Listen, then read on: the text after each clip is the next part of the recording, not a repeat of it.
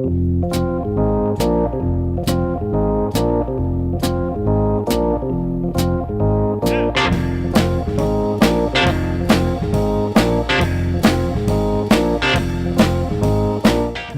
to the Two Blokes Chatting radio show on 94.7 The Pulse. Music, interviews, news, and, well, Two Blokes Chatting. Now, here are the two blokes. But in the meantime, we are going to speak to a man who played football for my favourite football team. He also played for North Melbourne. His name is Michael Reeves. Good morning, Michael. Good morning. How are you this morning? Doing very well, and all the better for chatting to you. You've got Neil here. The other gravelly voice is Rob Cameron, of course, who you know. I actually did some research for this program, you'll be pleased to know. I would have been disappointed if you hadn't. And to mainly bring back some memories, I remember you playing, and of course everyone remembers you for those trousers that you wore, because you couldn't really call them shorts.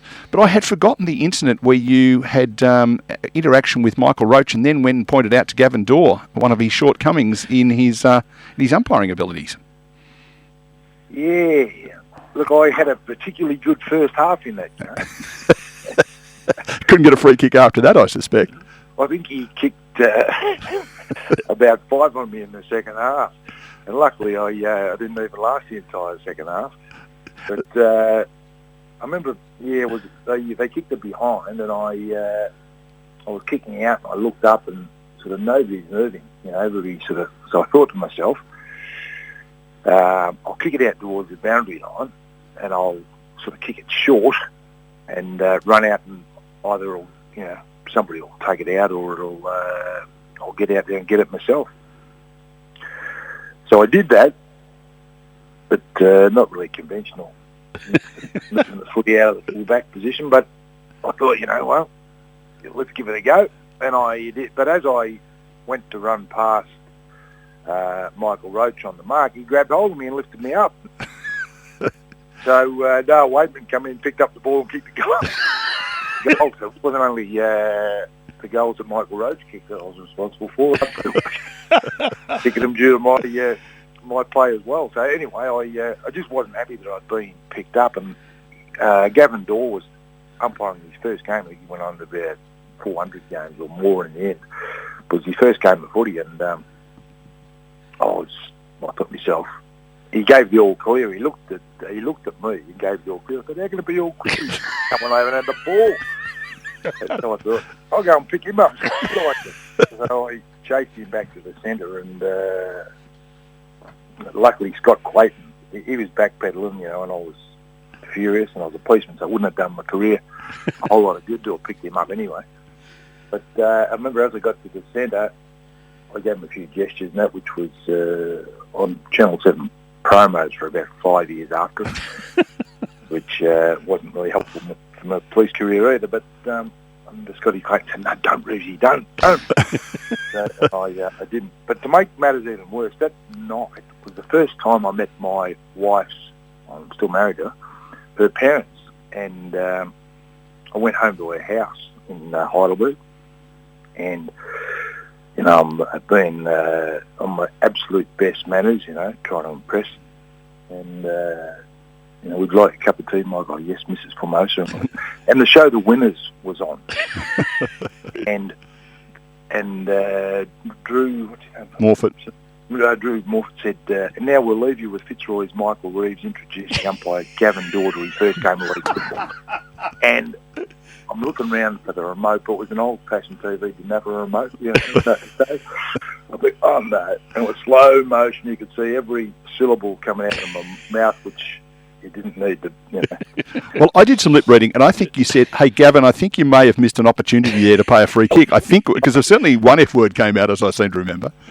Yeah, but her parents were Maltese, and I think he misinterpreted what I'd actually said, and was shocked.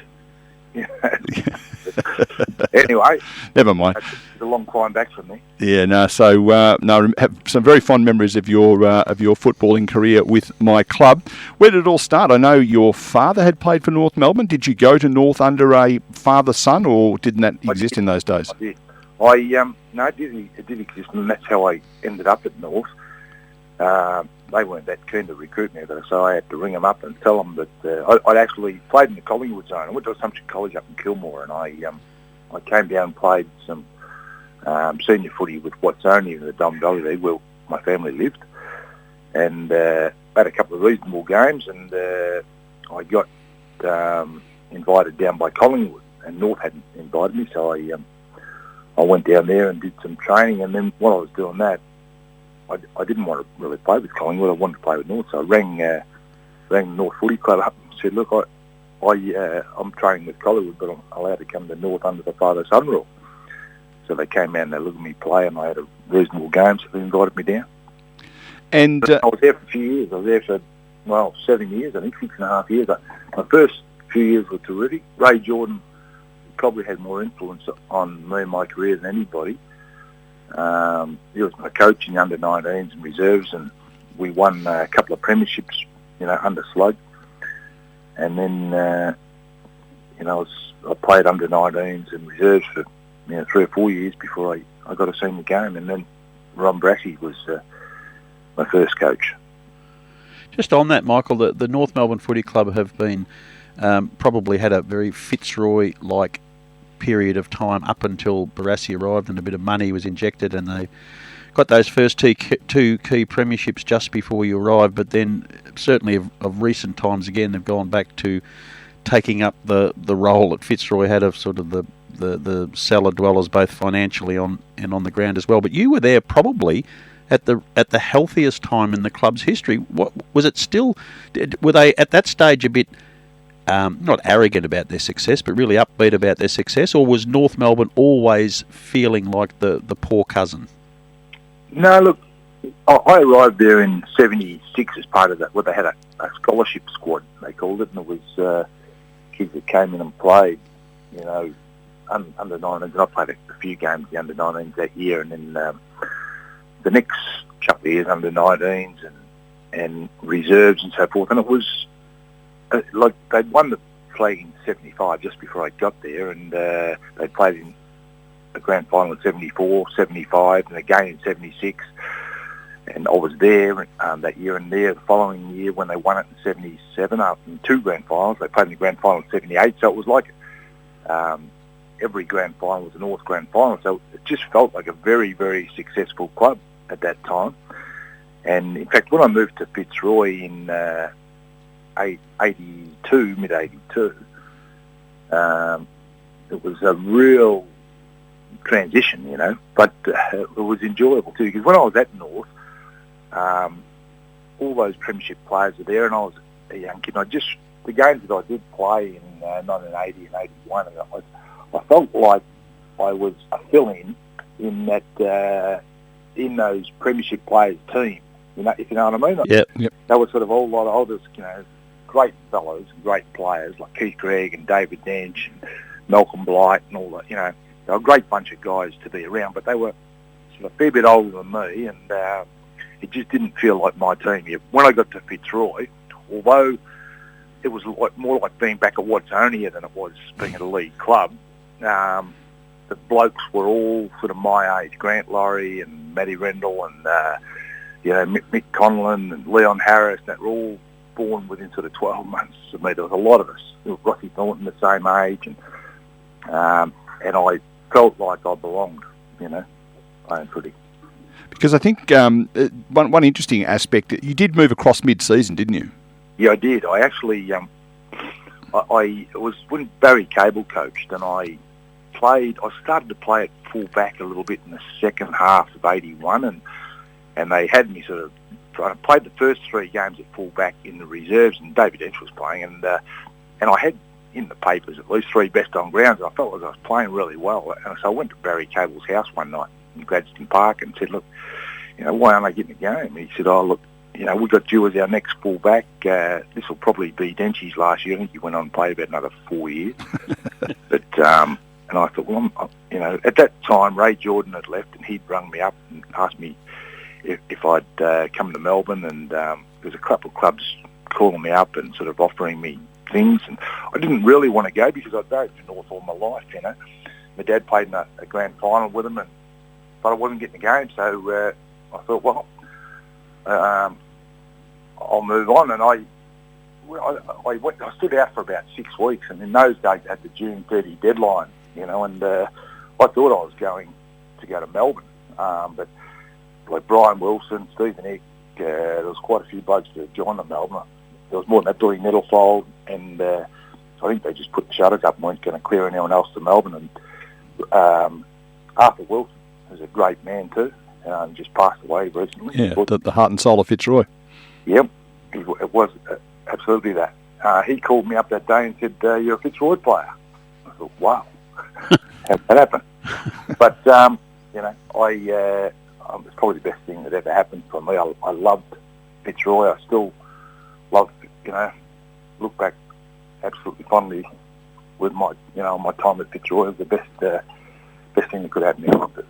Now, accidentally in amongst that, playing with two of the not struggling clubs. North Melbourne certainly weren't struggling, but historically they've been at the lower end of the pecking order for the Melbourne-based clubs. But you've played under two of the greatest coaches of all time, maybe different sorts of characters, but Barassi and David Parkin, who we've spoken to a lot on this show, and I just love his footy brain. What was it like for a young fella to be exposed to that sort of coaching culture? Just be aware David sometimes listens. Yeah.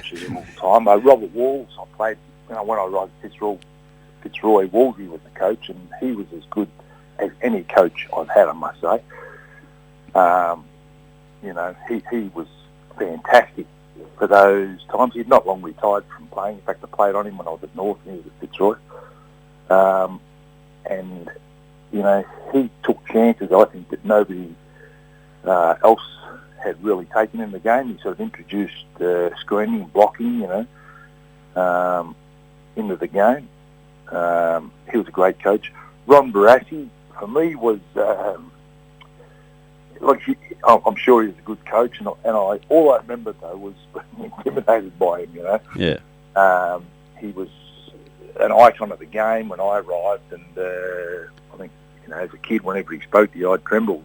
So and he did a lot of everybody knows what Brass was like. He did a lot of ranting, and he was pretty passionate. He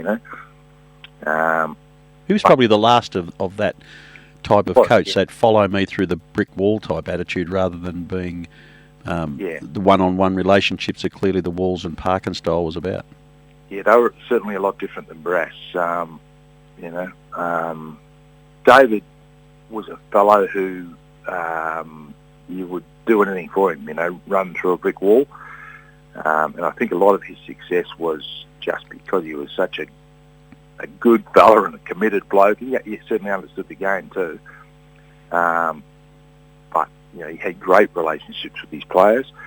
Wolsey had good relationships with the blokes too. But, they were different, but they were both exceptional coaches, I think. And interestingly, that both were qualified school teachers. And in fact, Wolsey was a school teacher for some of the time he was coaching, I think, when he was at Fitzroy. He was a school teacher all the time that he was coaching at Fitzroy. There you go. Wow.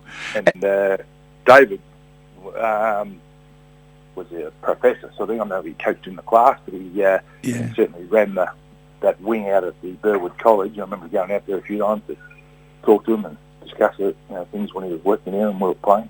Yeah. And you were a police officer while you were playing. At least it wasn't a stressful job.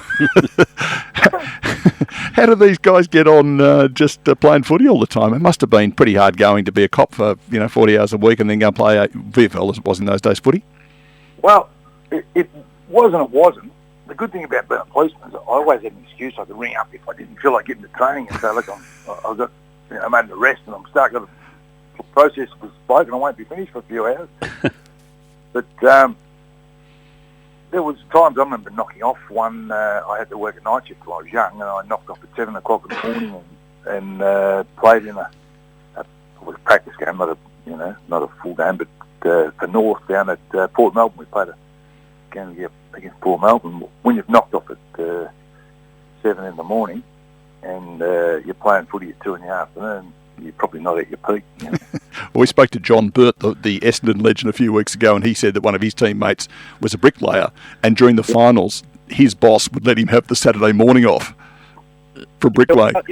mates of mine, Darryl Cox was a plumber, and I mean, we didn't earn fortunes playing footy in those days. I used to do a little bit of labouring for him, digging trenches and so forth. I don't know how he was like a human excavator. He could dig a trench 100 metres long in about 15 minutes and take me 3 weeks. I think I'm right in saying he was one of the 3 Fitzroy players who went up and became a Brisbane Bear in the first run. He did. He actually left. Did he go to Brisbane first or did he go to Melbourne first? He certainly went to both clubs, and he played for Brisbane and he played for Melbourne. I can't remember. I think he went to Brisbane as part of, when everyone had to put up 3 players, and there were people putting up blokes that had retired 4 years ago and all sorts of stuff. I think he was part of that game. I think Coxie, I don't think that Fitzroy got rid of him that way. I think he went to Melbourne first. And then might have gone to Brisbane. Yeah, I think that's the way it happened. Yeah. Now, Michael, I'm a little intrigued. I've found you recently in the rather unusual position of umpiring cricket. And you recently, when I saw you performing your task, you gave a gentleman out LBW, and he looked at you for a long, long period of time before he left the wicket, and he was clearly unsatisfied with the decision. Had you have been a cricket umpire prior to Gavin Dorr and you having a little interaction, do you reckon you might have behaved a little differently? Perhaps. The amazing thing was it was Gavin Dorr you gave at LBW. He'd hit it and he was standing outside leg stump. Yeah, you would love to get one back on him. His decision that day probably wasn't as bad as my LB. But just intriguingly, to go out of such a high level of sport under intense pressure, and clearly umpires are under the same sort of pressure, but now kicking back, rifling a few out in the Bellarine Cricket Association, how did you get involved in that? Because you've been doing it a fair while. I've been doing it close on 30 years. I coached my sons cricket when I was, when they were young, of course, and I started off with the under-10s, and as a coach, at one time I was coaching under-10s, under-14s and under-16s, and I was then I went on to start. I was umpiring. When you coach kids cricket, you're the only bloke there. You babysit as well as been there. Yep. Yeah. So the umpire, everything, and I quite enjoyed umpiring the kids cricket, and so I thought, I might have a crack at doing this. In the seniors. So I think I started off in about 8th grade, and then within a few years I was up doing the 8th grade cricket, and I've loved it. I really I look forward to it. I enjoy the game, and I've umpired in what was the Diamond Valley League, then became the Northern League. And when I came down to here, I travelled back to Melbourne for a couple of years and did it. Then I was took it up in the Geelong League, which was good. And then I thought, well, I'll just do it closer to home. So the last couple of years I've been down in the Bellarine League, and I still love it.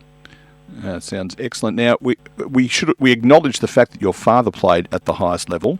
You have 2 nephews who people may not have necessarily associated with Michael Reeves. One's got the same surname, Ned at Hawthorn, and a bloke who played a bit of footy in this neck of the woods. Josh Caddy, my sister's son. I've told both of them they're nowhere near as good as me. Well, they neither of them wore the distinctive shorts that you did, to get the Brownlow votes. And fortunately, there's not many replays of me going around that they can look and dispute it. But Josh has certainly had some success. He's although the last year or two have been a challenge with a few injuries and particularly good side. He's been at Richmond. He's played in a couple of premierships, and Ned surprised me. He's come on in leaps and bounds. He's a great kid. And of course, plays a bit of footy at your old club at Box Hill. He did, yeah, and it's great fun to sit down, and I don't sort of, follow the footy that closely these days, so it is nice when you sit down and go, I know those blokes, Back in the days when Box Hill were appropriately called the Mustangs instead of this Hawks thing. Michael, I did have a bit of a vent this morning about the state of umpiring at international level. Not that they're getting it wrong, it's just that everything they do is scrutinised to the point that they're petrified to make a decision, even the simple one of calling it a no ball. Are you become a bit of a student of umpiring as such? Do you watch the Test cricket and sort of feel for where the umpires are at, and what's your view of technology and umpiring? Yeah, I do. Even last night, I still look and see how far back the umpire stands from the stumps, and all that, everything. And like the LB, the LBs last night. Smith. As soon as I was sitting there with one of my sons watching, and Smith appealed, I said, "Are you kidding?" So yeah, I do. I watch. I feel sorry for the blokes. I mean, not every batsman, not every bowler plays a perfect game, so you don't really expect every umpire going to do that either. No. And it's every mistake they make is highlighted. But I'll tell you what impresses me is the quality of the decisions that they make. They are, most of them, are exceptional umpires because they get it right so often. And you'll stand out there for a long, long time, can become a challenge, But most of them get it right most of the time. And often within 0.25 seconds of the ball leaving the bowler's hand, you've got a decision to make. It's not as though, like for example, Gavin Dorr being able to stand back and watch someone run into trouble and then not pay a free kick. No, that's right. Yeah, it's watched in India, England, all over the world. Sort of, if you make a couple of bad decisions, it could be the end of your career. Well, in the Ballaroon League, I hope it's just that we go back to B grade for a week or two.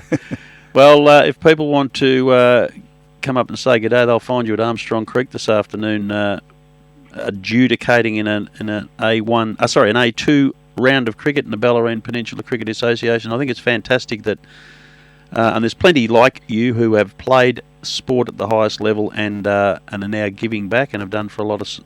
And I just love the way the fact that you say you just love doing it. I find that very, very good because we need more people like you. I think volunteers are starting to fall off the perch a bit.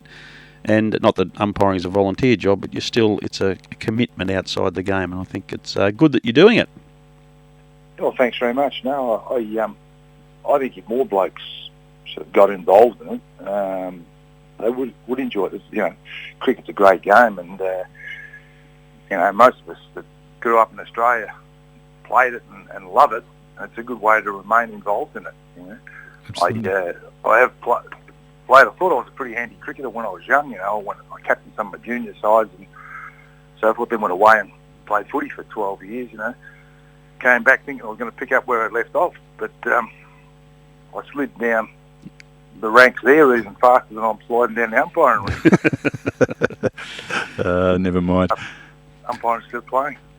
Michael, we've got to get going. It's great to have a chat. Brings back lots of great memories of the 1980s at the Mighty Lions, and thank you very much for spending some time this morning on the morning of a game of cricket with the two blokes. Thanks for having me on, guys. Good on you, Michael. Thanks, All the best. Look Cheers. forward to seeing you soon. Thanks. You Bye. too.